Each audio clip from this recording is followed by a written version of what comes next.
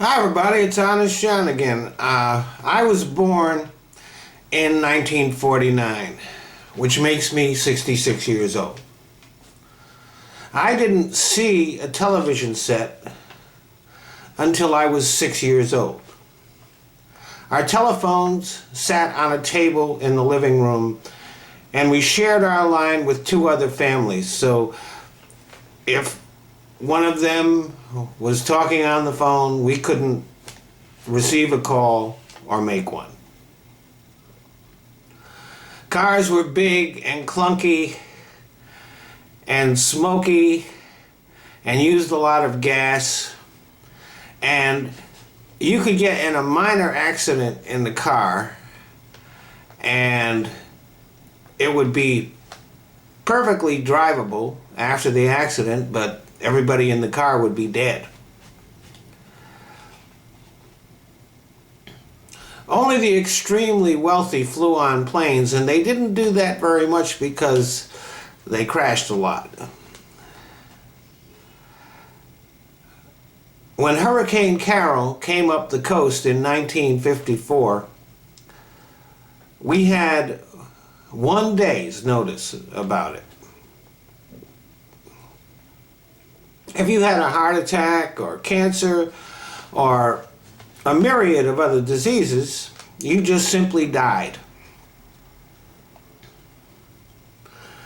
A lot of injuries would kill you.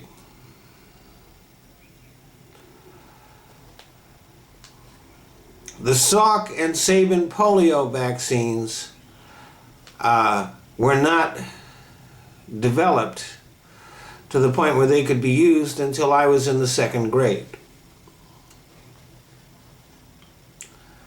If you decided to get some information about something, you went to the library and you searched through stacks of books and hoped that the one you needed was not checked out.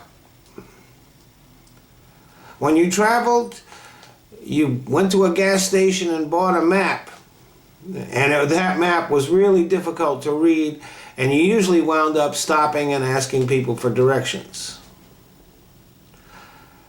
And I could go on. I could go on and on and on.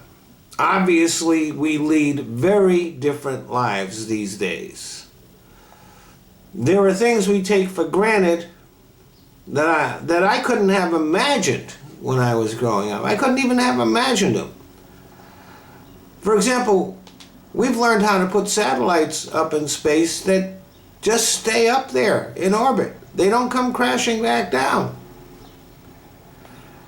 And this enables us to have global communication and the World Wide Web and cell phones. We carry our phones in our pockets, and they're not just phones. They have all kinds of other uses. Diseases and injuries that used to kill us can now be cured or at least managed. We sit at home and get our information online. Millions of people fly nowadays, and planes rarely crash. That's why it's such big news when they do. Our cars still pollute, but they're a lot more efficient than they used to be. And if your car broke down, you didn't just pull out your phone and call a tow truck. You had to walk until you found a payphone or a home where somebody would be willing to let you use their phone.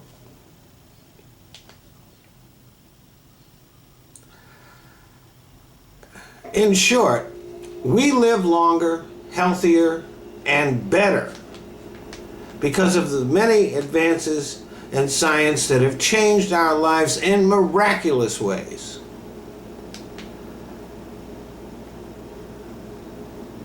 You would think that we would be living in a golden age of science, but we're not. Government funding of scientific research is at an all-time low as a percentage of government spending.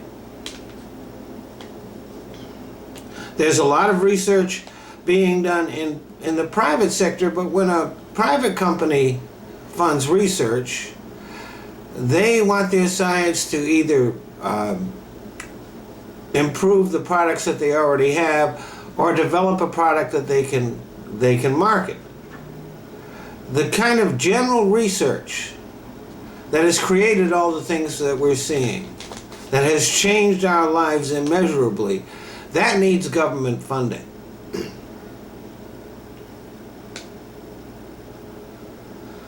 But it's not just that.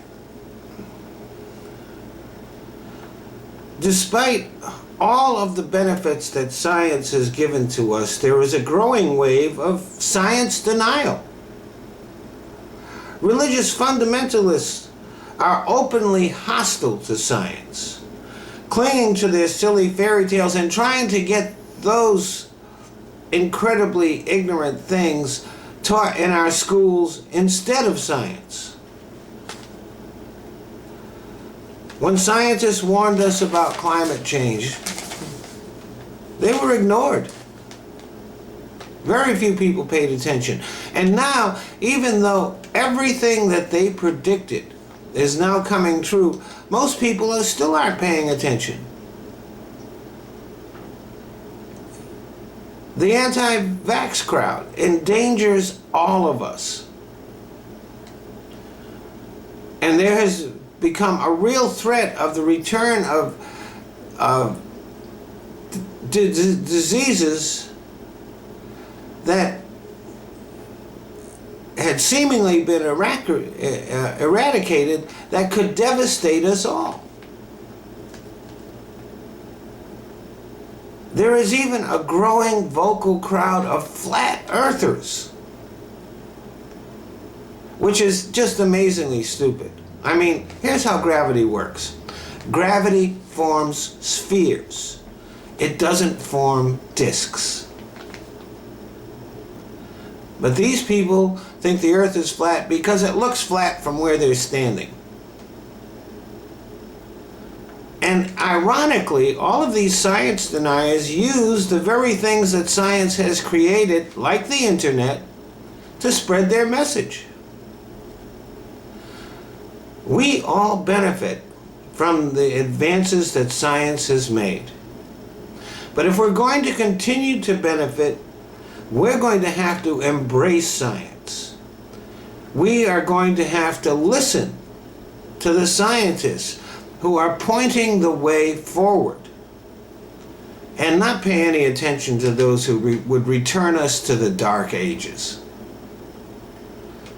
Thanks for listening.